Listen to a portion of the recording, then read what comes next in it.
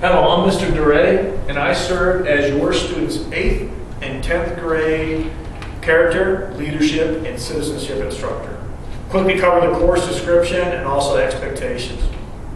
This course was redesigned last year. Mr. Duray, now the CEO of James Irwin Charter Schools, and Mrs. Warren, now principal of P-Tech, said we need to redesign this course. And the first thing we need to do is read Boys Adrift in 2016, and that's what we did. And we found important lessons for both for young men and young women. And we recognized that our course here had to be divided into academic courses and more hands-on instruction.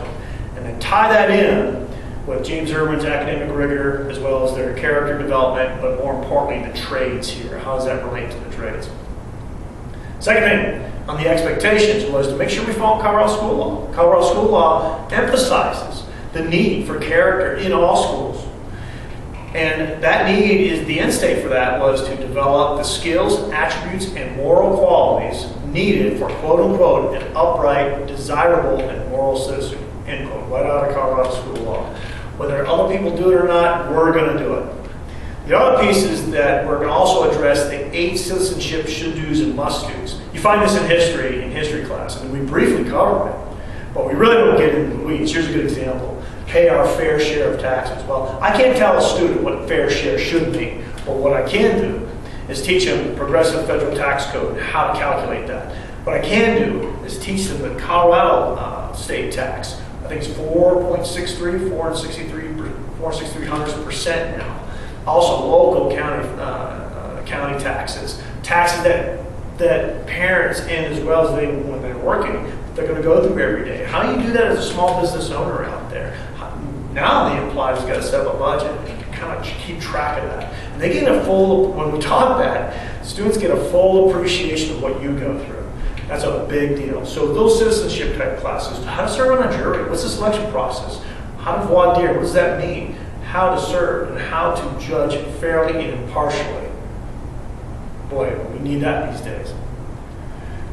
And also we're going to do instill basic followership and leadership. Followership mostly for the 8th grade, more small unit leadership within the hierarchy in the school for the 10th grade. And Mrs. Warren is really big on that. We're going to try and figure that out this year.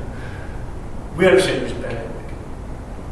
We're not going to whine about it. And I get it. I mean, this is brutal. It's affected people here, families. I lost my mom in quarantine in May. And there are tremendous career and personal obligations that are being affected here. What we're going to do in this classroom is we're going to try to take advantage of it. We're going to try and do the best that we can. We're going to learn new ways that we have to. If I can't have 2 students working together on first aid, what am I going to do? Well, I have to figure that out. So those are things that we're going to have to go through. If we do not have school, and if we go from a hybrid to no school at all, we're going to go straight to online. And they did that last year. 165 students fully participated. And having said that, I will always come to the student first if they're not doing their job. If that's still an issue, I'm coming to you and letting you know. One more thing too, on the line of work, how do we evaluate the course? What I see them doing daily. Are they taking notes online? Yes, I will check their notes periodically. Say, bring your folder, let me check it.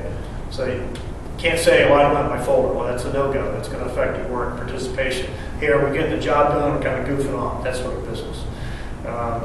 That's how I judge. And it's work ethic, work effort, participation. That's what we do. We do have a finals 10% at the end of the year.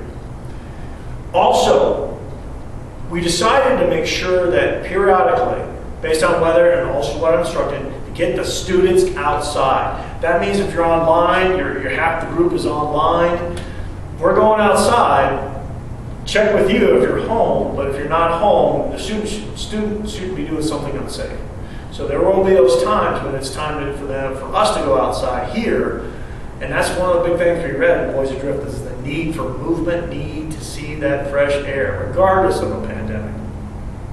Participation, right uniform, right time, right place. Are you ready to go? Do you have the right uniform? Are you odd dress code? Haven't brought your belt into class. Your shirt's not tucked in, that kind of business. Let's get it fixed.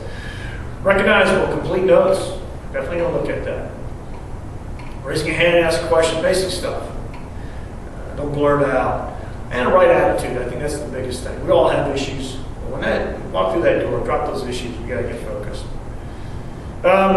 Late work, not much of an issue here. Absences.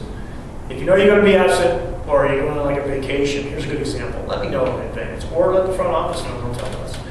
What I did last year is we had a student going for example, here for 2 weeks. Showed her the knots during lunch, during chow. Hey, here's the knots, here you got to do.